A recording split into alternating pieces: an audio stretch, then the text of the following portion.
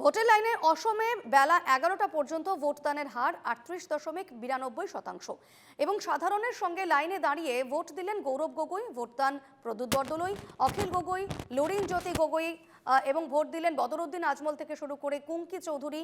সকালে বাড়ি থেকে বেরিয়েই একেবারে কামাখ্যা মন্দিরে হিমন্ত বিশ্ব শর্মা তিনি সতীপীঠে পুজো দেন এবং পুজো দিয়ে অসমের ভালো সরকার হোক সেটাই কামনা করেন। উন্নয়নের পথ ধরে এগিয়ে যাক অসম, এমনটাই বলেন হিমন্ত বিশ্ব শর্মা। শান্তি ও উন্নতি হোক রাজ্যের, মানুষের চোখে বিশ্বাস দেখছি, এমনটাই বলছেন গৌরব গগৈ। মানুষ স্বতঃস্ফূর্তভাবে ভোট দিচ্ছে, 4 মে শক্তিশালী অসম সরকার দেখতে পাবে, মন্তব্য কংগ্রেস নেতা গৌরব গগৈয়ের।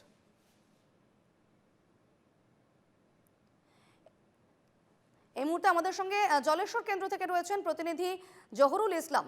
জহুরুল, ঠিক কি ছবি এই মুহূর্তে, কতটা শান্তিপূর্ণভাবে ভোট চলছে সেখানে?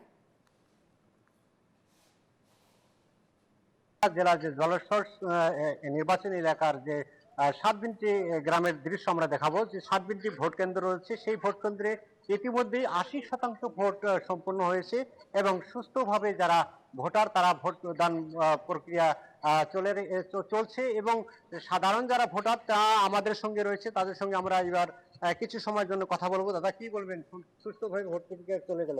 ধন্যবাদ আপনাদের নিউজ চ্যানেলে।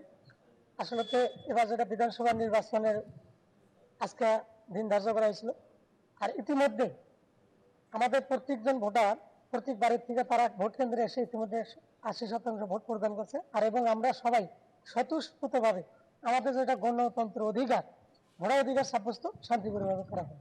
এবার কি অ্যাকচুয়ালি উন্নয়নের পরিবর্তন না, উন্নয়নের পরিবর্তন এটা তো আসলে রাজনীতির একটা স্লোগান। এটা আসলে তো রাজনীতি চলে না। আমরা যাদেরকে আসলে যে নেতৃত্ব দেওয়া হবে তাদের কাজের উপরে উন্নত না পরিবর্তন আমরা বলতে পারি। কি বলবেন দাদা?